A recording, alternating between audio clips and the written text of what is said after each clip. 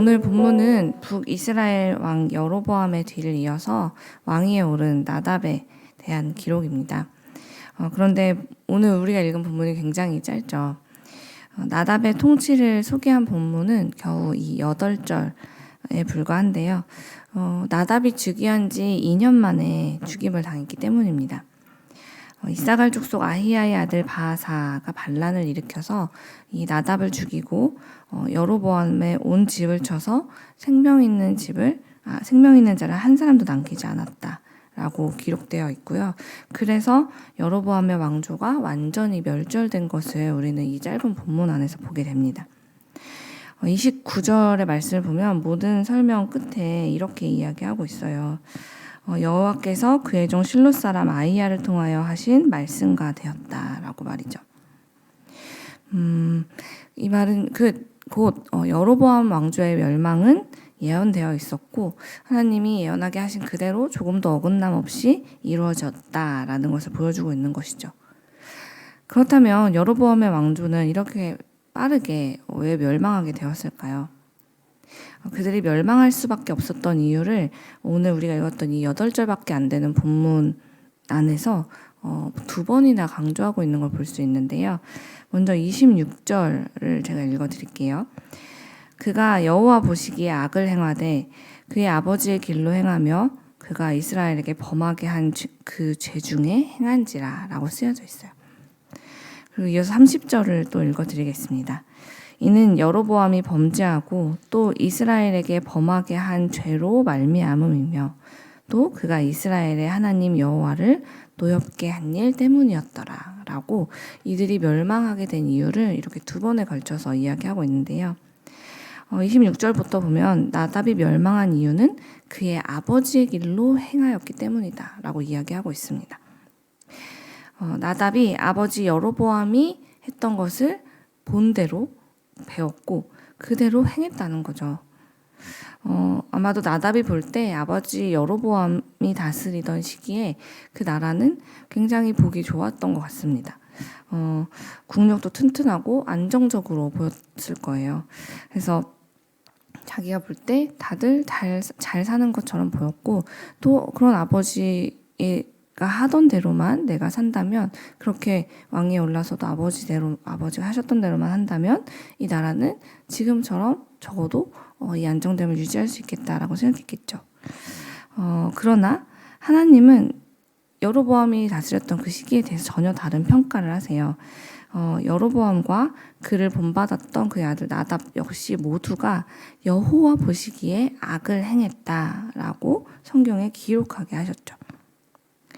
그들이 느끼기에 자기들과 백성들의 몸은 편하고 배불러지는 그런 상황이 됐을지는 몰라도 그들은 더 이상 그로 인해서 형편이 나아지고 편안해짐으로 인해서 안정적인 나라를 이루게 되면서 더 이상 하나님을 찾지 않게 되었습니다.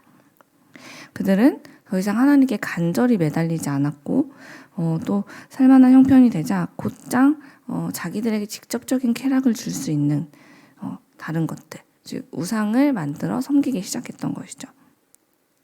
우리 하나님께서는 우리가 이미 잘 알고 있듯이 너무나 자비로우신 분이 맞습니다. 그래서 우리가 정말 어떤 나쁜 죄를 지었더라도 정말 진심으로 하나님 앞에 회개하고 뉘우치며 돌아온다면 우리에게 용서를 베푸시는 그런 자애로운 분이 맞으세요. 하지만 동시에 우리 하나님은 죄에 대해서 자기 스스로에게도 자기가 가장 사랑하는 백성들에게도 엄격하게 공정하고 의롭게 그 죄에 대해서 못 본 척하거나 슬쩍 넘어가는 일이 없으신 그런 하나님이시기도 합니다. 그래서 하나님께서는 진작부터 당신의 백성들에게 10가지 20계명을 주시면서 그 계명을 잘 살펴보면 처음 그 1계명부터 4계명까지가 하나님과 우리의 관계에 대한 이야기인데 그 중에 절반인 1계명과 2계명에서 계속해서 반복해서 하나님은 나 외에 다른 신을 섬기지 말고 만들지 말라라고 강조하셨어요. 그런데 그 계명을 보란 듯이 이 백성들이 어긴 것도 부족해서 여로보암과 나답은 이제 더 큰 죄를 짓게 되는데요. 그 죄가 무엇이냐면 바로 자기들뿐만이 아니라 자기의 백성들까지도 그 죄에 빠지도록 이끌었다. 이것이 바로 하나님 보시기에 더 큰 죄였다라고 오늘 말씀은 2번이나 이야기하고 있는 것입니다.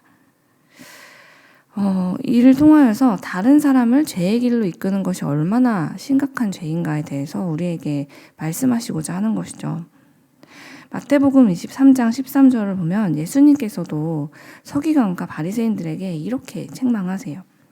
율법학자들과 바리새파 사람들아, 너희 위선자들에게 불행이 닥칠 것이다. 너희는 하늘나라 문을 가로막고 서서 너희도 들어가지 않고 들어가려는 사람도 못 들어가게 한다. 예수님은 그들이 저지르고 있는 그 죄, 자기들뿐만이 아니라 다른 사람들까지도 하나님 나라에 들어가지 못하게 만들고 있는 그 죄에 대해서 굉장히 심각하게 보시고 그 죄에서 빨리 그 죄를 멈출 수 있도록 책망하셨던 것이죠. 우리가 잘 알고 있듯 죄의 전염성은 매우 강하기 때문입니다. 우리가 신앙의 양심에 찔려서 사실 신앙생활을 열심히 할 때는 하지 못했던 그러한 죄들을 같은 교회에 다니고 있는 어떤 권사님이나 집사님이나 장로님이 이제 어떤 회식 자리에서 아무렇지 않게 하시는 거를 어떤 이제 청년이나 아니면 다른 교회 같은 교회 다니는 교인들이 만약에 봤다라고 예를 들어봅시다. 그러면 그렇게 오랜 동안 한 교회에서 신앙생활을 하면서 존경하던 그 어른들이 그런 일들을 아무렇지 않게 세상 사람들과 똑같이 하는 것을 본 청년의 마음은 어떨까요? 아마도 너무 마음이 아프고 실망스럽기도 하겠지만 한편으로는 저렇게 신앙생활을 오래 하신 어른들도 사회에서 이렇게 한다면 나도 해도 되는 건가? 하는 생각이 들면서 마음이 그동안 이렇게 이건 하면 안 돼 라고 스스로를 챙기던 그 마음이 더 내려놓게 되겠죠.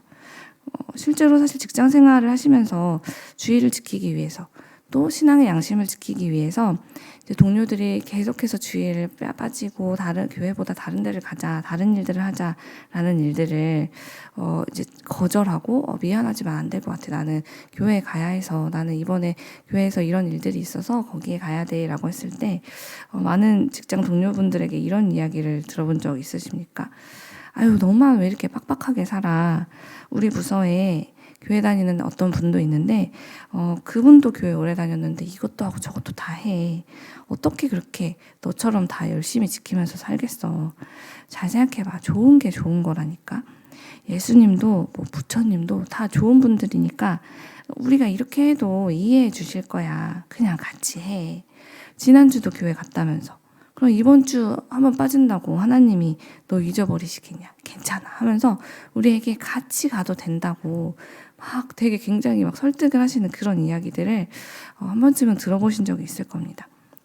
그런 말을 듣고 나면 나만 너무 신앙생활을 정말 융통성 없이 하고 있나? 교회 다니면서 정말 저 사람들처럼 걱정되는 일이 있으면 점도 보고 간단한 그런 친목을 도모하기 위해서라면 간단한 알코올 음료나 니코틴 정도는 그냥 문화생활처럼 할 수 있는 거 아닌가? 사람들이 저렇게 다 이해해 주는 거 보니 나도 해도 되지 않을까? 그렇게 한 번, 2번 정도만 하면서 우리가 그 사람들이 하고 있는 일들에 같이 참여하기 시작하면 금세 우리는 죄에 전염이 되고 그것에 대해서 무뎌지는 우리를 발견하게 됩니다.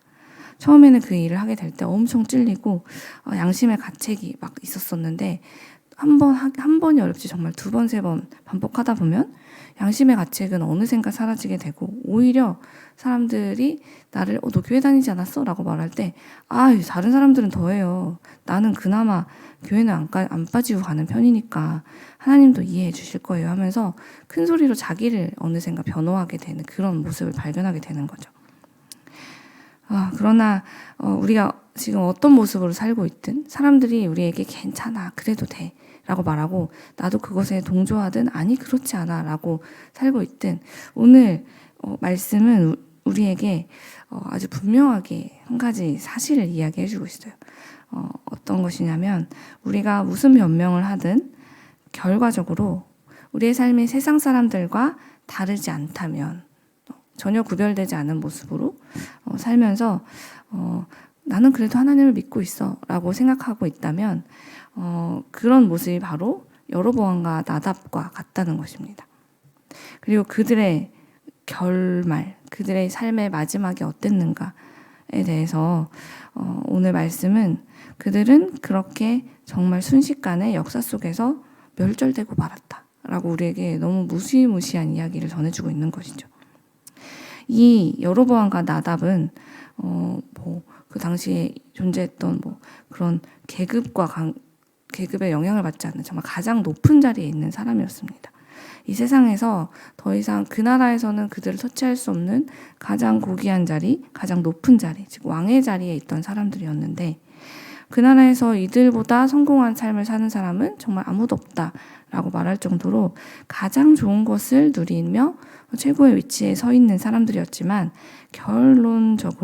결과적으로 그들의 마지막은 무엇이었냐에 대해서 성경은 심판이었다라고 이야기하고 있는 것이죠. 그러므로 사랑하는 여러분, 우리는 오늘 말씀을 통해서 우리 스스로를 돌아보아야 합니다. 과연 오늘 우리는 누구를 따라 살고 있는가 말입니다.